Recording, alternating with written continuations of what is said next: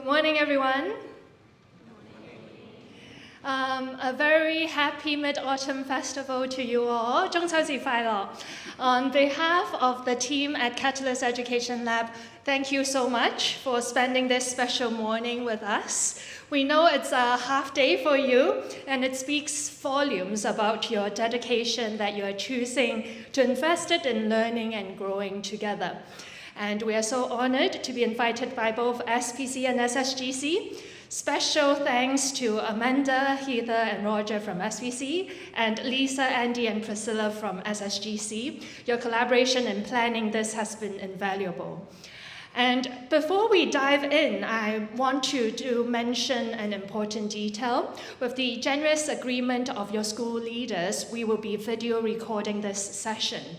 Our hope is really to create a valuable resource that could benefit the other Hong Kong educators that are also grappling with the same questions here.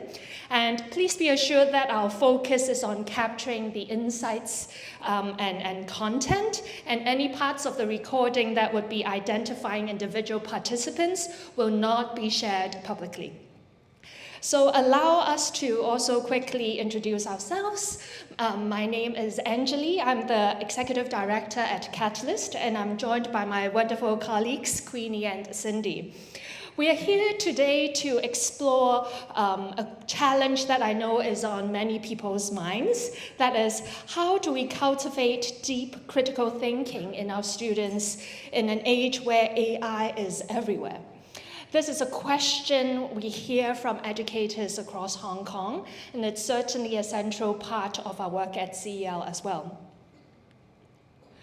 For those who are new to us, CEL is a nonprofit where we facilitate professional development for educators and change management work in schools. And we do this by connecting stakeholders, inspiring educators with new possibilities, and igniting innovation. Ultimately, we see ourselves more as facilitators and thought partners, and we really exist not because we have all the answers, but really because we have the privilege of time and space to ask questions and offer perspectives in order to really create a co-creative process with all of you. And this is really the essence of our lab approach. Our lab approach is actually one that we have the privilege to develop with many of you here. Being here really feels like a homecoming for us, as both SPC and SSGC has been our foundational partners in our journey, from the earlier MIT STEAM camps to the JWell exchanges in Boston at MIT and also here in Hong Kong. So it's wonderful to continue this relationship, and it is in this spirit of partnership that we're here today. So with that, let me pass the time to Queenie to share more about our work. Thank you, Anjali, and happy Mid-Autumn Festival, everyone. So it's that spirit of co-creation. Can I have the click? Thank you. It's that spirit of co-creation that is exactly what brings CEL here today. Much of our work in this area has stemmed from our Envisioning Innovation in Education initiative, where we collaborated with Harvard Project Zero for 3 years on exploring what deep learning looks like in Hong Kong schools. So it's through that initiative that we saw a huge appetite for these ideas. And by popular demand, we partnered with Flip Ed Hong Kong, so 香港翻轉教學協會, last year to host a series of workshops exposing up to 300 educators across Hong Kong. They saw firsthand how Making Thinking Visible, or MTV for short, can enrich the local curriculum and integrate powerfully with AI. Today, thanks to the invitation of SPC and SSGC, we're excited to share our practices and observations with you all. So with that context, this is how we'll spend our time together this morning. First, Anjali will start us off with a short check-in practice to help us all settle into this collaborative space. Then we will introduce Harvard Project Zero's Making Thinking Visible framework and explore how it helps address our shared concerns in the AI era. You'll then jump into an experiential activity to feel the power of these thinking tools firsthand, both with and without AI. After that, I'll share some inspiring examples from local secondary school teachers who are already using MTV in their classrooms. Finally, you'll get to collaborate in your subject groups and brainstorm a rough plan to apply these ideas in your own teaching. We'll wrap up with a quick feedback survey so that CEL and all of us can continue to learn and improve. And to make our time together most valuable and beneficial, I'd like to propose a few community agreements. Think of these not as rules, but as reminders of how we can show up with curiosity and respect with each other here today. First of all, let's embrace equal time and voice.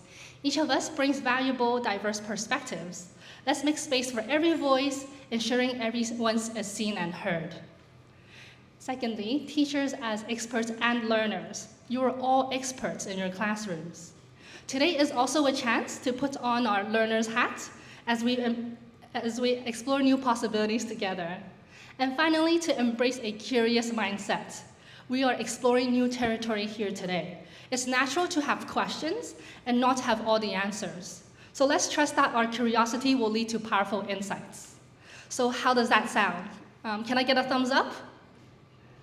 Wonderful, thank you. I'll now pass the time to Anjali for our check-in practice. Thank you, Queenie. So let's begin with a check-in practice.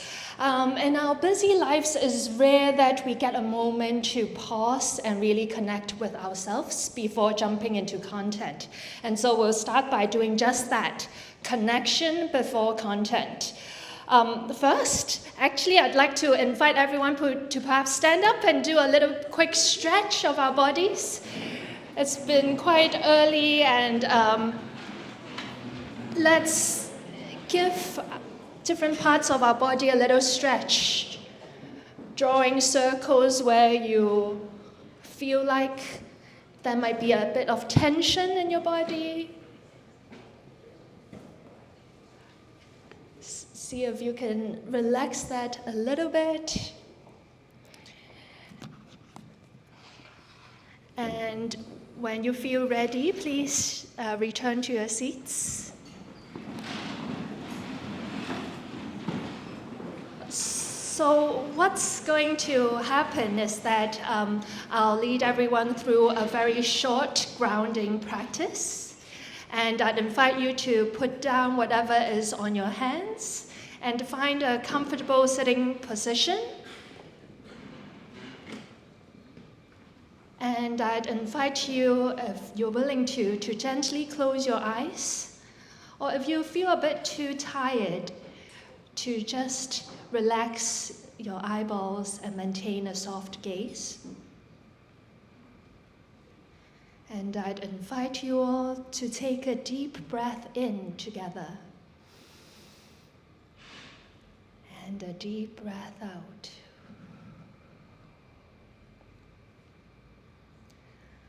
Allow your attention to gently draw inwards, paying attention to how your feet touches the ground and the support that you are having from the chair beneath you.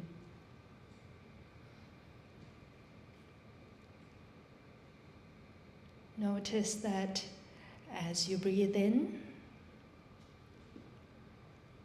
how your diaphragm and your stomach is expanding.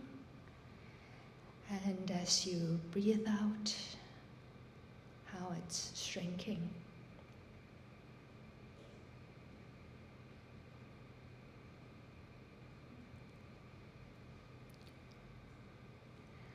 As you pay attention to your breathing, you might notice that your mind might start wandering to your to-do list. Just see if you might gently guide your attention back to your breathing. Notice how the air flows through different parts of your body.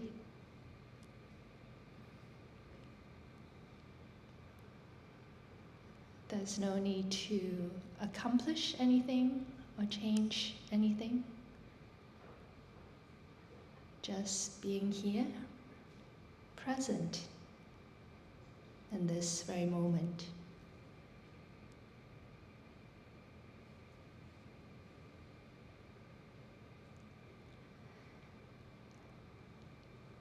And finally, let's all take one more deep breath in and a deep breath out. And when you feel ready, please gently open your eyes. Thank you so much for diving in this short grounding practice with me. As we continue to maintain the silence, I'd invite you to do an individual reflection. And the question that we invite you to journal is as follows. How have you been feeling in the past few days?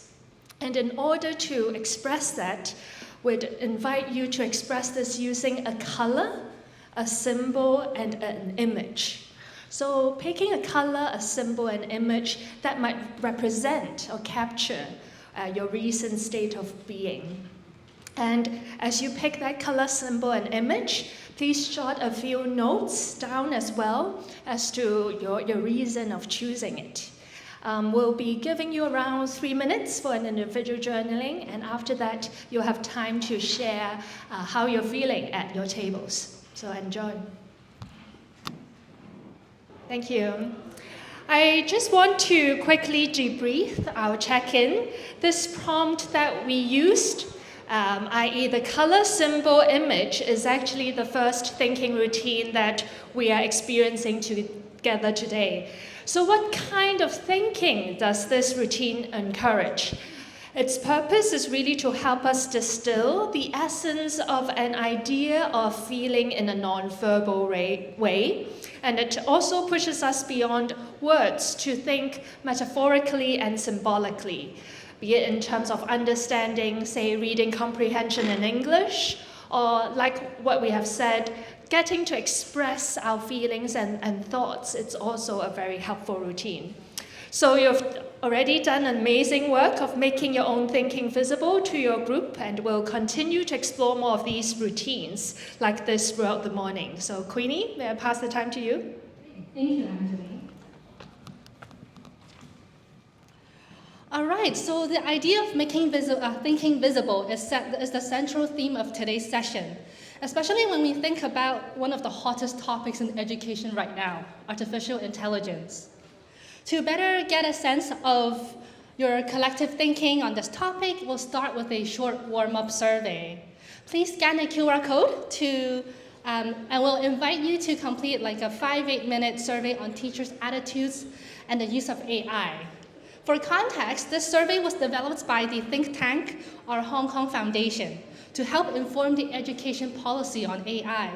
The survey was first launched in the Learning and Teaching Expo in July, and they are hoping to continue soliciting feedback not just from teachers, but students too. By contributing, you'll be informing insightful research, and the Hong Kong Foundation research team will also provide SPC and SSGC colleagues with school-specific reports to inform your communities. So to make that possible, for question 3, we recommend you can write SPC or SSGC in question 3. Rest assured, your responses are confidential and anonymous, and you will not be personally identified in any way. For our non-Chinese speaking colleagues, I do apologize that the survey is only in Chinese. So for now, please take a moment to reflect on one of the key survey questions on the screen. I worry that over-reliance on AI will weaken students' blank. So let's give you a few minutes to complete this survey.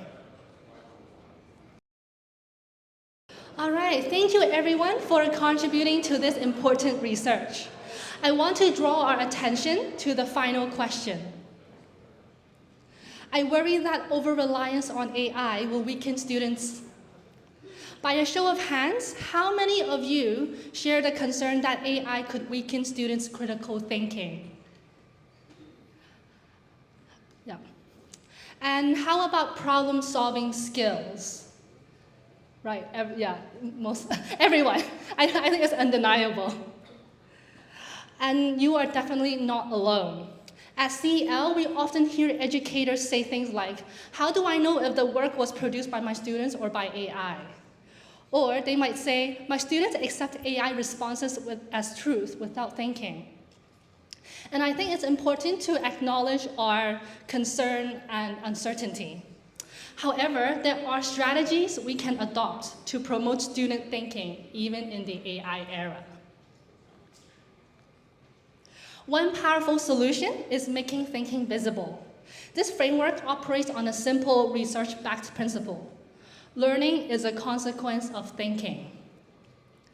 Developed by researchers from Harvard Project Zero, especially Ron Richard, MTV is all about creating opportunities for students to think and giving them the tools to make that thinking visible. The core tools of this framework are thinking routines. Let's quickly break that term down. Thinking refers to the ability to process, analyze, assess, and interpret information so that we can problem solve, innovate, learn, and improve. Routine means students instinctively engage in the thinking without prompting. And so thinking routines are steps and sequences that scaffold and support students' thinking until it becomes a habit. Now, what are these routines and how do we choose the right one? Please find handout A on your tables. The first thing to notice is the understanding map on the left. It shows the 8 core types of thinking that are essential for deep understanding. The purpose of this map is to help you choose the right tool for your job. First, you identify the type of thinking you want your students to develop, and then find a routine that supports it. For example, in your discipline, as a mathematician or scientist, students might need to independently uncover complexities and reason with evidence. As writers or historians, they might also need to be able to uncover complexities and build explanations. Arguably, all thinking types are necessary for students to thrive in this world. But Hong Kong educators have found that it's easier to start small by focusing on perhaps 1 to 2 types of thinking first with students. So with that in mind, you can now look at handout B, the thinking routines cheat sheet. This gives you the 10 most commonly used thinking routines at a glance. For each routine, we've outlined its purpose, the steps, and when you might use it. For a deeper dive, the official Project Zero website is linked at the bottom of the handout.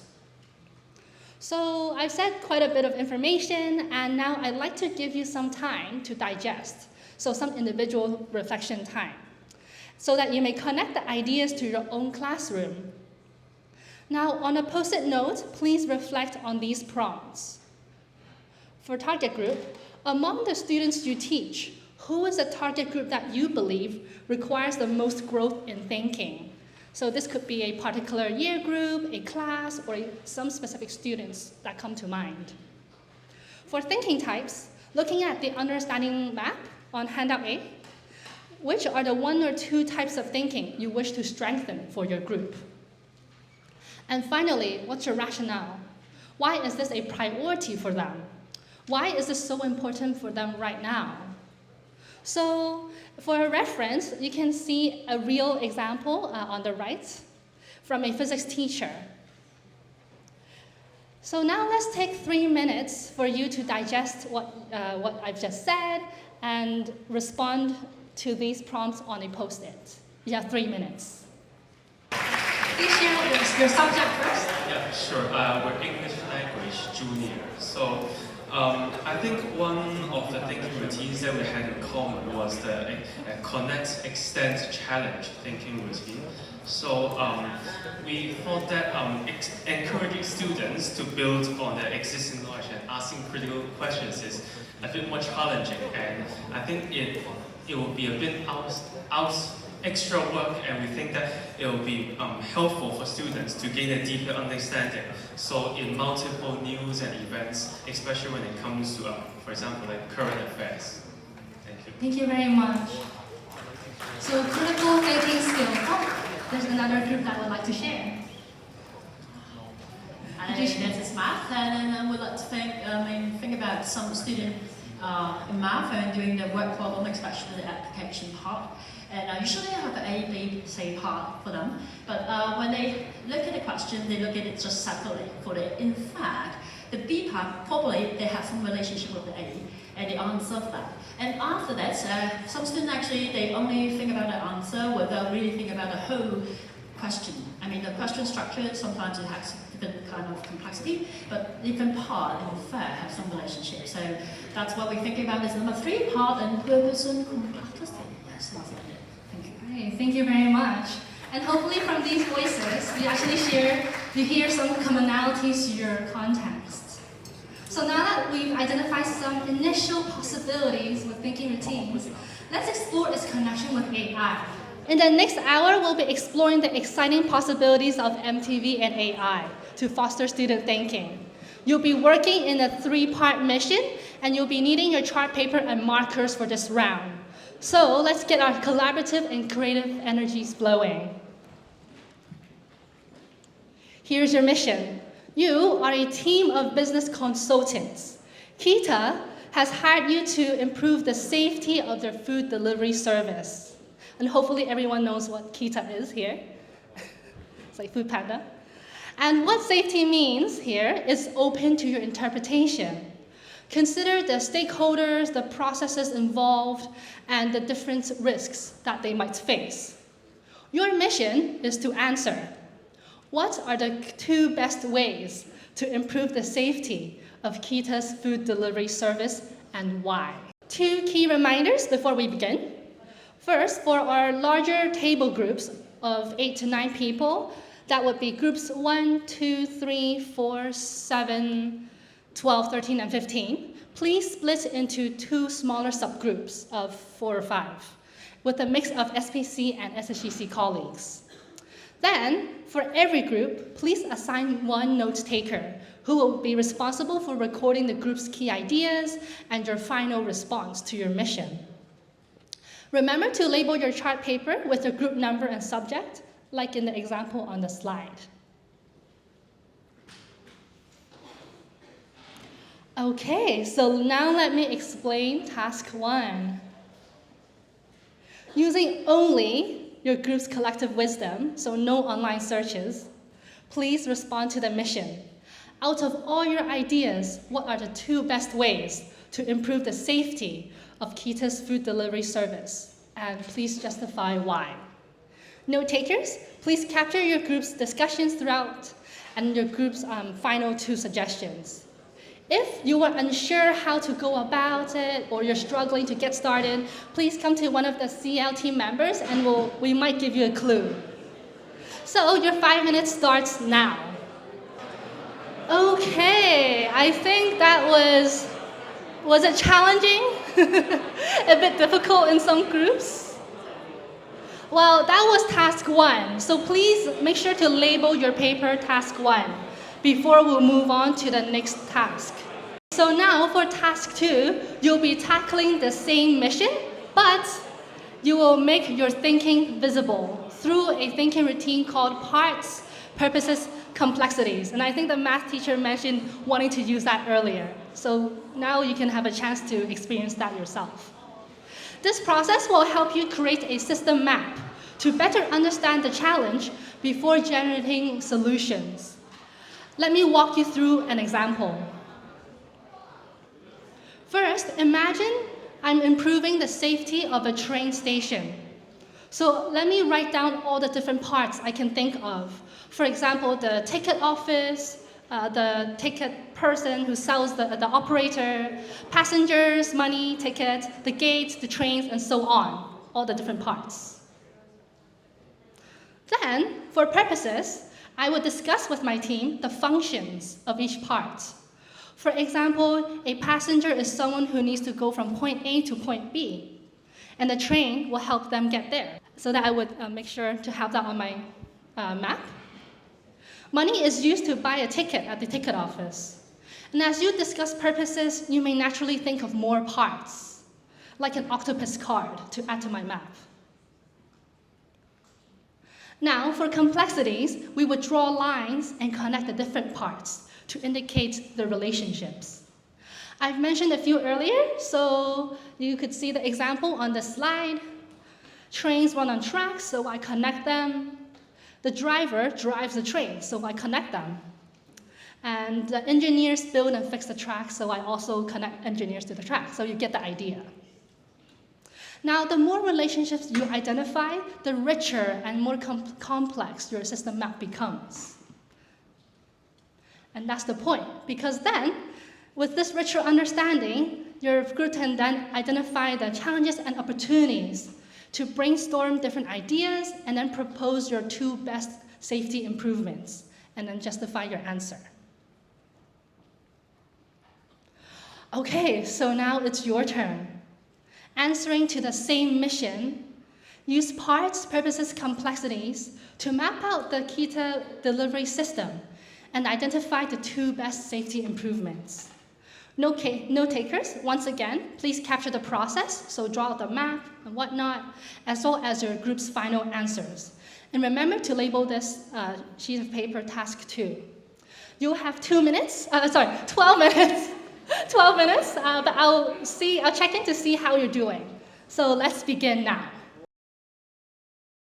Okay, I know that some groups are still wrapping up, but in the interest of time, we do need to go to our final parts of the mission. Remember to label your chart paper task 2 before we move on to our final task 3. In the final round, can you guess what we're doing? We're going to respond to the same mission, but this time you can use AI in these conditions. The first is to assign only 1 person in your small group to access an AI tool of your choice. This could be Copilot, POE, Perplexity, as you like. But the intention is that the group focuses on the discussion while 1 person uses AI. Then you may use a maximum of 3 prompts only to speak to AI. In other words, you can only send it 3 messages maximum. Note takers, on top of the group's process and outcomes, please also record your 3 prompts used with AI. So that is the final task. Are there any questions? If not, 或者我都話講一次啦。我哋係每一組只可以有1個人用 AI 嘅啫，1個人，其他人應該係專注於討論啦。第二就係話只可以 submit 3條嘅 prompt 俾個 AI 嘅啫，而你寫咗邊3個 prompt 咧，note taker 請你都喺張紙度記錄翻。咁最終咧就係包括成個討論過程啦，你 AI 個3個 prompt 同埋你最終嘅2個 best way 咧都喺張紙度呈現。咁我哋會有呢一個先俾8分鐘嘅時間咧，去俾大家去試一試嘅。Yeah, so please go ahead. You have 8 minutes to complete this task. I know some people are still wrapping up their notes, and that's okay. And there's a reason why I asked you all to document your 3 tasks clearly. Because now, let's prepare for a small group exchange. First of all, please prepare your table so that your task 1, 2, and 3 documentation is clearly laid out on the table. And what's going to happen is that you'll get a chance to see what another group has written. I'm sure you're all very curious, because I am. So once you've prepared your documentation on your table, please identify in your groups 1 to 2 hosts who will stay at the table to explain the group's work to other visitors. Your remaining colleagues at your tables will be visitors visiting another small group. So for hosts, please just briefly share your group's thinking process and outcome for each task. For visitors, please notice and compare the thinking process and outcome of another group and how it differed from yours. The focus is on sharing or comparing the thinking process and the outcomes of the other group, or to share your own for hosts. And we will have around 10 minutes for this exchange. 或者我都用廣東話講一次咧，請你每一台咧留翻1至2個人咧，係去解釋俾其他人聽你嘅功夫係點，其他人咧就去你assign 咗嘅另外嗰張 table 去望下，聽人哋講，然後去諗下其實當中你哋兩組背後嘅討論或者思考嘅方式有啲咩差別咧？咁所以 with that, please assign the host at your table, and for the others, please move to your partner table to do a bit of observation. All right, now let me explain what we'll do next. On your participant handout, that should be page 3, I believe. So let's take a few minutes to individually reflect and then discuss in your groups. As learners, what differences in the thinking process and outcomes did you notice between your group and the one you observed? As learning designers, what were the pros and cons of each task? And finally, as teachers, what are your key takeaways from this activity? I just want to emphasize that for question 2, it's about thinking of the design rationale. So if you were asked and you comment on the design of task 1, 2, and 3, what are the pros and cons behind designing it that way? So hopefully with question 1 and 2, you'll be able to have some takeaways back as teachers of your own subject. Thank you everyone for engaging in this mission. I'm really curious to know how it went for you. So for the next 10 minutes, could I please hear from different tables what your insights were? But let's start with question 1. As learners, what differences in process and outcomes did you notice between your group and the one you observed? I think we observe a very clear difference is what we are doing depends a lot about our backgrounds, okay, and what we have before, our previous knowledge. So it affects a lot on what our decision is and what are we doing. Okay, the difference is we are in a business group, so we think a lot about how to carry the thing and how you log it up or how you deliver. And they are from economics or a BAFS group, so they talk about the income, the scheme of the income. Thank you. So different expertise, different thought process. Any other differences you notice as to your process and outcome? Okay, we are from CS departments, and then I think after my observation, I think the approach that we're using is pretty similar, just like what mentioned by Ms. Yao. And I've noticed one difference is between in our sharing.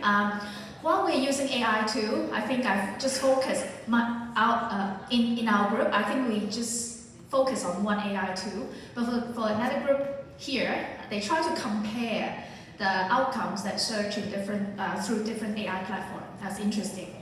Thank you. So that's the difference in AI usage. Right? Anyone else on the process that could be between the task 1, 2, 3, what you observed? Similar or different? I'd love to hear from one other group.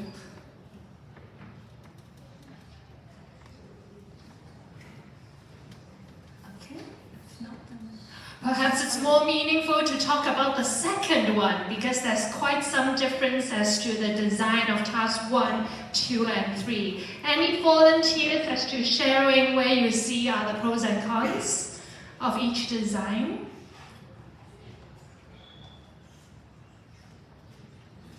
Thank you.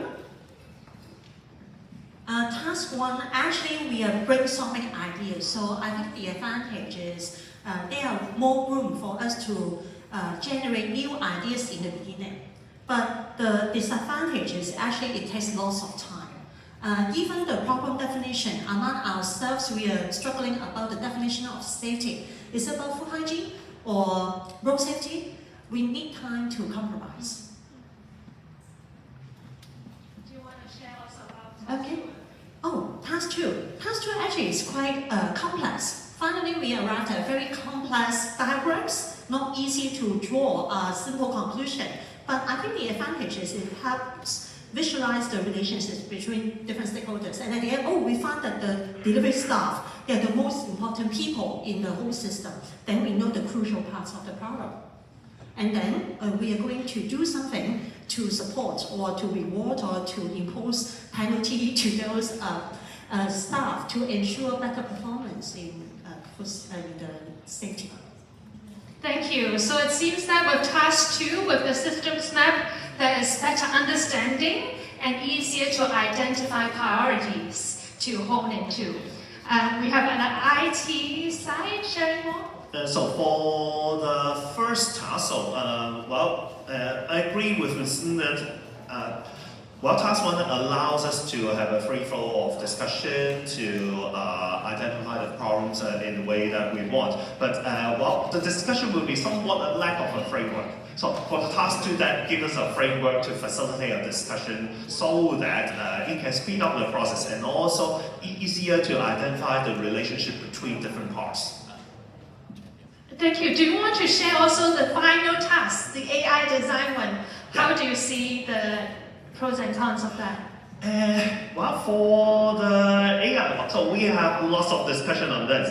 Basically, our concern is may the use of AI be productive. So, for example, we discuss about whether the use of AI may facilitate open-end discussion or not. So we agree that the use of AI will help facilitate open-end discussion because, the generative AI tools will give us different insights, also to help us to cross-check our discussion and findings. But we are thinking of the problem that, as teachers, usually we promote one thing that at the end of the lesson, we will need to do a walk-up so as to draw some kind of conclusion. So when we have these generative AI tools and when we have lots of discussion, lots of thoughts, how are we going to make conclusion so that the students have some key takeaways? So this is one thing that we are still discussing.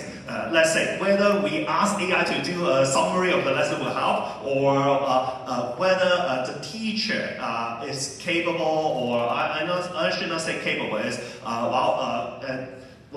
have the sufficient time and also the energy to do this kind of conclusion. Yeah, where we have lots of information flooding in. Yeah. Thank you. Thank you. That's interesting because so for this group, they are using AI to consolidate their discussion and their different ideas. But in another group, I actually heard that they use AI to generate more ideas, and then they compared to the previous task and said, "Oh, actually, we thought of these ideas already. So how can we use AI with more value and more beneficially?" So that's perhaps for later as we continue the discussion. Now, finally, I'd like to hear your perspective as teachers. What were some key takeaways for you from this activity as a teacher? Did this experience remind you of what you need to pay attention to as you introduce these experiences to your students? Perhaps ideas for your lesson planning, or how you might scaffold students to someone mentioned the framework, providing framework or tools, or how you might prompt AI. Teams at the back, any brave soul sharing a little bit of tips and ideas of what might be some takeaway from this experience?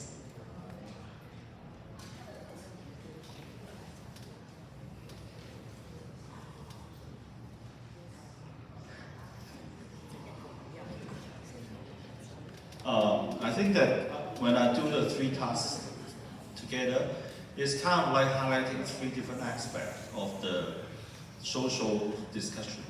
When the first one is more about our own ideas, so we've all 3 focus on our view and your views and try to discuss with that. For the second one, it's more like we have to understand something factual. We want something more subjective, and then by understanding in a common background, everyone will have a better communication. So we know we are talking about this and this, and we're talking about customer and deliverers and things like that. And for the last thing, from the AI, they give us new idea, new thoughts. But I remember that we still are a little bit concerned about whether the suggestion by the AI is workable. We kind of like critical about on whether it's feasible, and maybe some. I think the other group also mentioned that our food tech temperature system is so high cost and things like that. But this is from AI, not from us. But I think it's like because we go back to our own view, and then we compare. At the very beginning, we think about that, and the computer, the AI gives some suggestion, and then we kind of like going back and forth to see which one is the best one. And I think the Part-Purpose-Complexity put a very good ground for us to discuss. I think that kind of like complementing each other. Yeah. Is it a good answer? Awesome, thank you, Bobby, because it shows that while we see it as 3 separate tasks, there are different pros and cons to which they can be complementary in its effect and impact. And I just want to debrief the activity as the CL team and how we designed the experience for you all. And I'd like you to notice how your thinking shifted when we introduced a thinking routine. Task 1, so using your brain only, was actually to reflect our autopilot mode of thinking. Without a clear scaffold, our natural tendency is to rush to what we already know and towards the first available solutions. Comparing that to task 2 with the thinking routine, we provided Parts-Purposes-Complexities as a structure, which deliberately slowed you down. It prompted a deeper dive, helping you uncover complexities, more perspectives, before forming a conclusion. Yes, this might take more time, but it's also through this process where the deep transferable learning happens. And of course, we recognize that the reality of the curriculum might not allow the luxury of this amount of time. But the key here is to be selective and strategic. We've heard from many Hong Kong educators that in order for students to truly grasp those fundamental ideas and concepts, making this time investment is worthy for future learning. So your Task 2 experience actually touches on what Project Zero researchers call the 6 powers of making thinking visible. Let me highlight 2 that were evident in our activity. One is that it cultivates students' engagement. In the Keeta mission, the thinking routine pushed you to engage more deeply, not just with each other in conversation, but with the ideas themselves. If this was a project-based learning activity, you can even have your students engage in action outside the classroom, such as to visit the Keeta company or shadow the operations, broadening students' perspectives. Another is how the routine shifted the role of the student and teacher. The collaborative energy was really strong amongst your groups. As a teacher, I simply facilitated the process, but you were the one who asked the questions, generated insights, and really owned the learning. And that shift was incredibly powerful. Ultimately, research has proven that making thinking visible strategies can also foster deeper learning, improving learning even when measured by standardized tests, enhance our formative assessment practices, as well as developing thinking dispositions. Okay, so let's also talk about what happened when we introduced AI. The dynamic shifted again.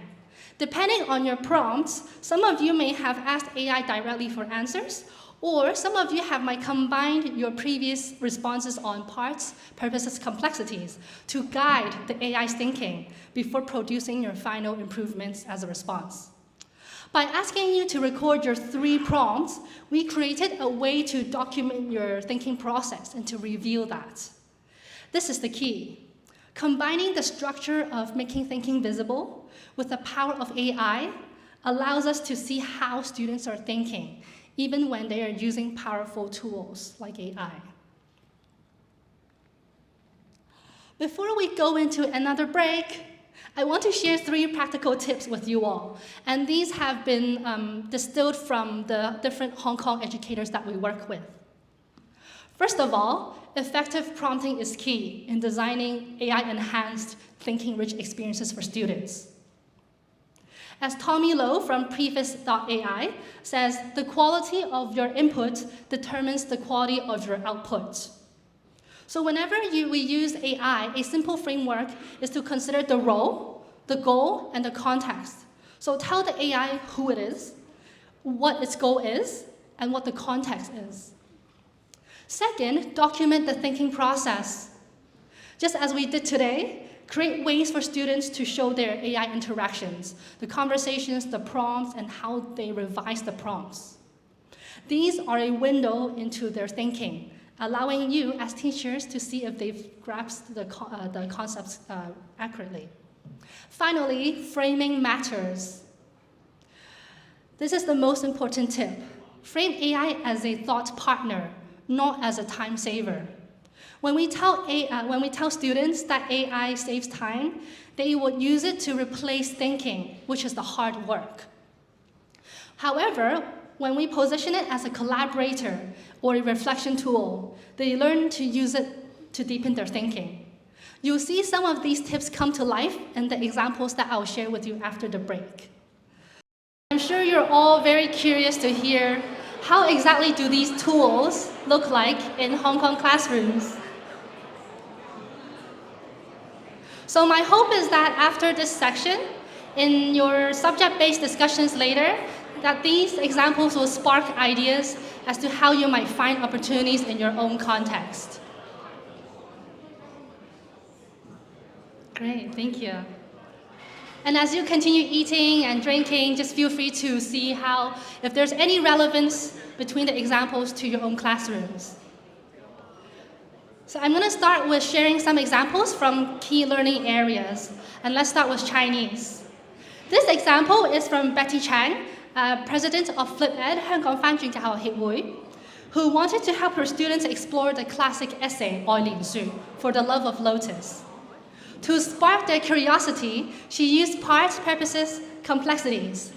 Instead of diving straight into the text that students might find overwhelming, this routine allowed them to break down the flower, connect its parts to different symbolic meanings, and uncover the author's intentions on their own.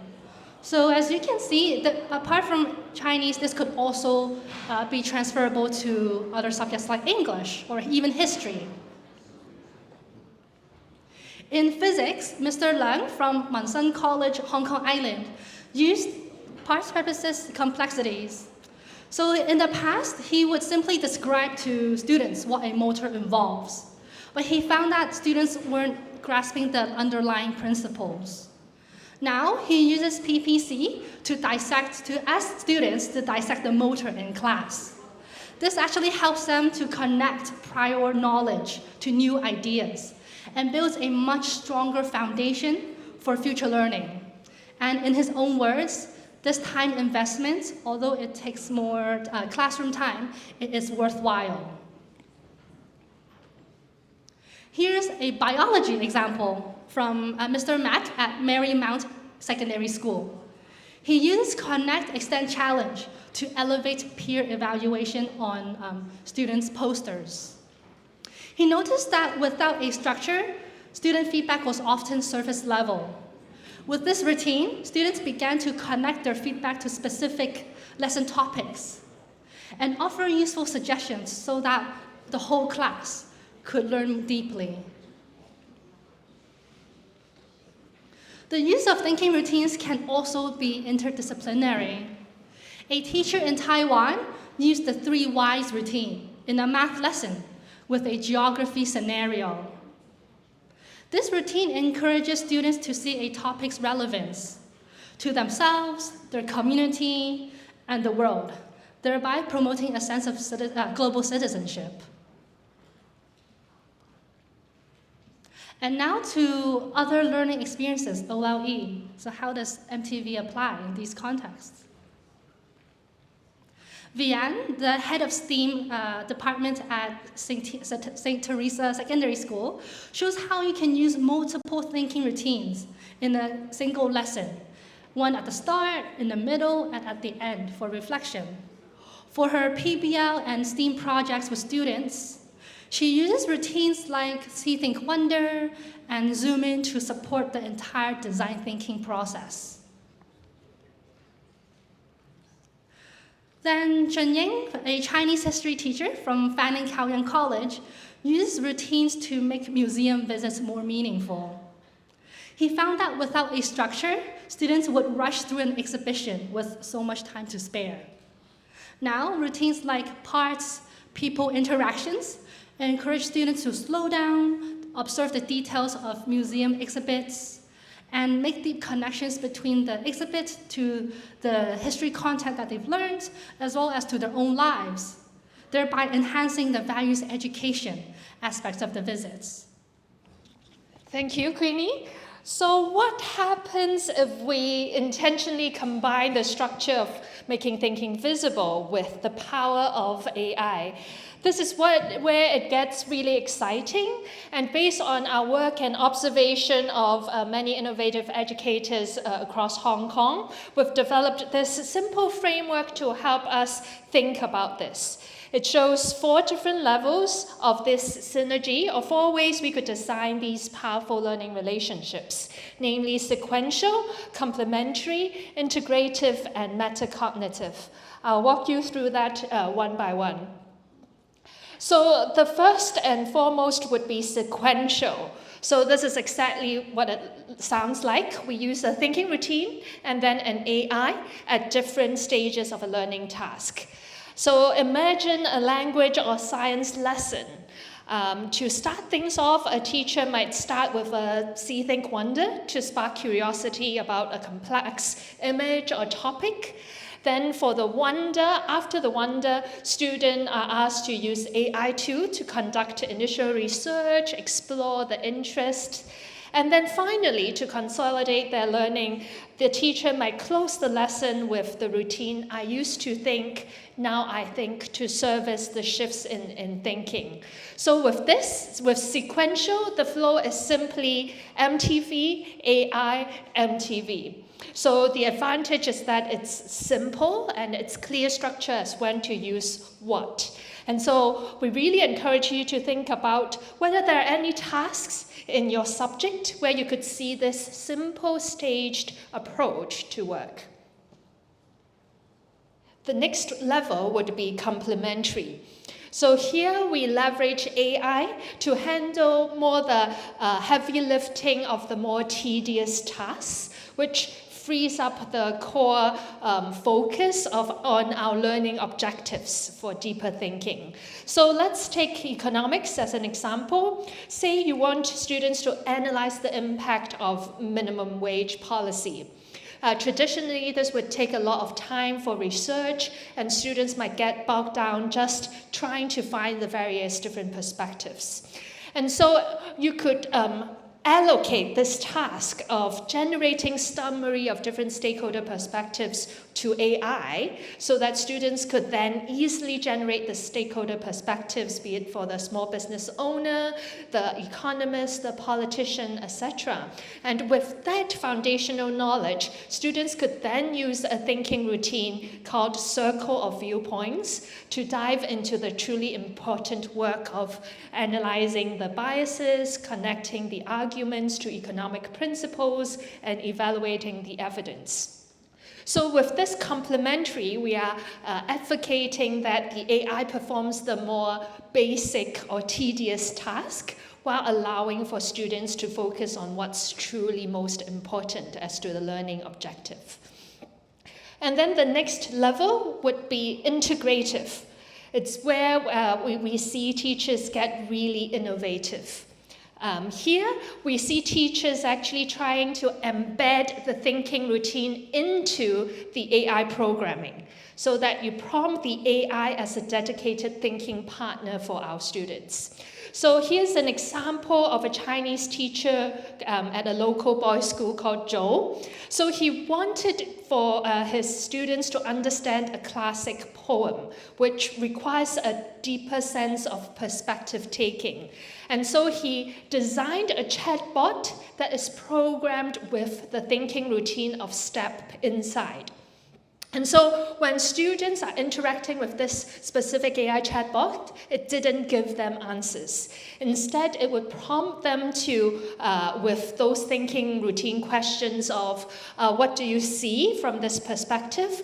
What might you know or believe? What might you care about from this specific role? And so the results have been pretty amazing. And this teacher realized that it really allowed higher performing students to push their thinking even deeper, while allowing for the low performing students to really receive more personalized scaffolding. So it was really effective to the point where students asked if they could take this chatbot at home to promote self-directed learning. And so we really encourage you to consider how you might use the AI as a thinking partner for your students instead of an answering key. And then the final and most advanced use is what we've observed is called a metacognitive. This is where we use AI and MTV not just to help students think about the content, but to train them to be more aware of the thinking process. So here's an example from Robert, an English teacher. He has his students submit their essays to an AI to get feedback on grammar and structure. But the learning doesn't just stop there. He then asks his students to use the thinking routine, see, think, wonder, decide. So they are asked to analyze the AI's feedback in peer discussions to justify their decisions. So it is, say for example, the students say, I see this specific suggestion from the AI. I think it's a good idea because, and hence I decide to accept it. Or alternatively, I wonder why the AI suggests this. I decide to reject this feedback because it changes my intended meaning.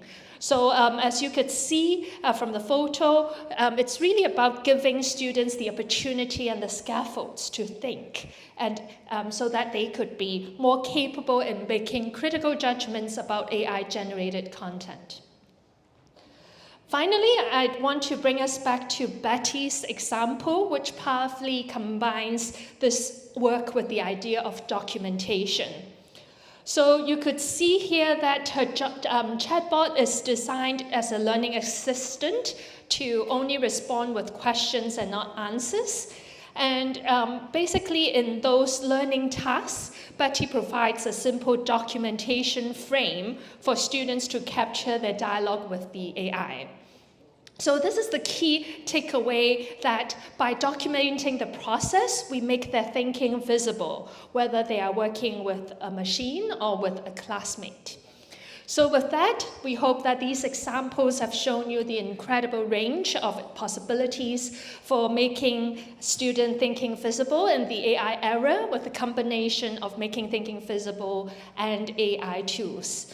And as a reminder, you can find more details on many of these examples through our CEL YouTube page, and we'll share that link with you after the workshop. Great, thank you so much, Anjali. So I really hope that all these examples have offered you a glimpse of how MTV can be used with and without AI, and just really to start small, as all the different Hong Kong educators we've worked with have said. So for a final activity, I want to give you dedicated time to digest and reflect in your subject-based teams. And so what we'll do is to find opportunities in your context. On your last page of the handout, you can find the same prompts. But as a subject group, I'd like to invite you to agree on a student group that you could perhaps work on to grow one or two types of thinking that you would like to prioritize. Then identify an upcoming opportunity to experiment with a thinking routine. And the use of AI is optional, really dependent on your need. So for example, you might consider, what's the unit of work or topic or lesson's key objective? Which thinking routine, as a result, seems most suitable to achieve my goals? What might be AI's role in the learning experience if you choose to adopt it? And finally, based on our MTV and AI experiential activity earlier, what are some insights that you might consider into your design for students? So perhaps the takeaways, such as the sequence of introducing MTV, or when we might use AI at the very end so that students still think before they use AI for answers. So for example, these are some considerations. You might refer to the handouts A and B for ideas to get you started, but I'd really like you to just take this time to digest and discuss with your subject teams to find opportunities in your context. So let me give you around 20 minutes for this discussion. May I hear from a few voices at different tables?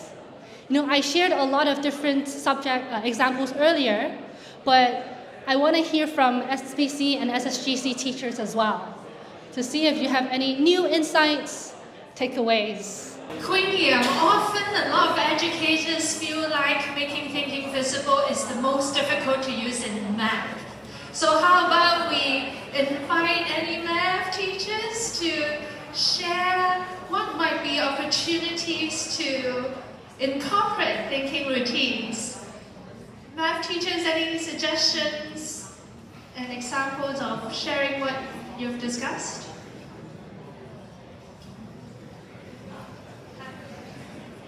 Me again. Yes, it's really difficult. What we thought of is probability, because we wonder why students need to learn probability. The most important thing is when they know, actually, some cases they can analyze by numbers, and then that number will tell you this decision is wrong. You need to make decision according to the data. The meaning of the data will tell you whether your decision is right or wrong. Just like gambling, 魚蝦蟹. So we thought of throwing dice, 3 dice. 3 to 10, say 11 to 18, die. So it seems half-half, right? That means it's no problem. I can just buy, say, or die. But why I always lose money? So they think, actually we chose think, puzzle, explore. So think why we still have this game. Always 1-to-1 the winning rate. So why those balls still have this game? Will they earn money? Then they will have a puzzle. Next, we think of how we can break the problems into different cases. Maybe AI can help. Actually, AI did very poor in mathematics, but AI did quite well in analyzing different cases. It knows how to separate the cases and maybe can generate some useful cases. Then students may try to calculate what is the expected value in this case, what is the expected value in that case. Then they will find that, if the 3 numbers are the same, actually you will earn less. That's why the people still earn money. Then they will explore why casino can still earn money. Then they will know, actually in some models, they earn lots of profit, so that's why they can make money. Thank you so much, because I want to name how, may I know your name? Julia explained the thinking behind. I think what do we learn math for? Ultimately is the use of these information to make decisions. So really appreciate how you get to the core of why this thinking matters, and thinking from there and designing fascinating experiences to invoke the curiosity, uncover the complexity, and really take that into specific math problems as well. So awesome example. Thank you so much. Perhaps you need more time to consider in your own context, and that's exactly why I frame this as finding opportunities. All of these tools today is just to spark your inspiration to really address the shared concern we all have in the AI era. And actually, developing student thinking has already been a concern even without AI. but perhaps with the powerful tools nowadays, it just elevates this issue that I hope that MTV can serve as a solution to your challenges. Okay, so coming to the end of our session today, I just want to do some recap.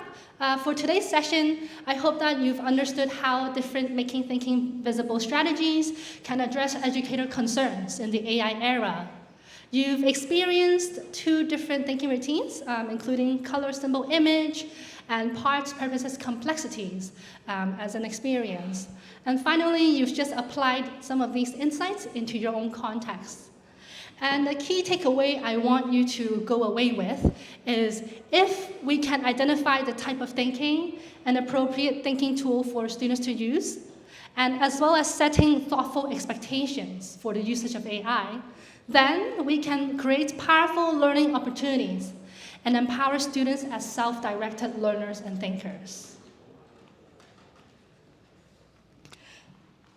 Now, to support some of your further explorations, for those who are interested, here are some highly recommended books from the Project Zero teams.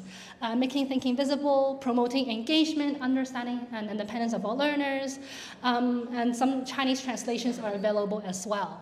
And these include many more tools besides the 10 commonly used ones in the handouts, and they include also examples from around the world. And this is perhaps what many of you would be interested in reviewing. So these are the Making Thinking Visible examples in Hong Kong that I highlighted earlier.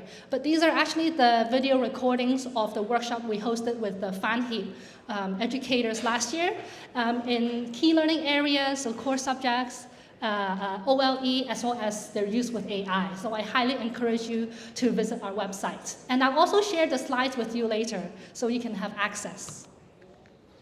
So finally, coming to the end, I would love your feedback to see how CL can improve and just to further learn together. So if you could scan this QR code and complete the survey for us, that would be amazing. And just FYI, on the right side is access to our WhatsApp community for Making Thinking Visible in Hong Kong. So we will share any updates related to MTV in the future on this WhatsApp group. So feel free to join us as we explore how to make thinking visible with our students.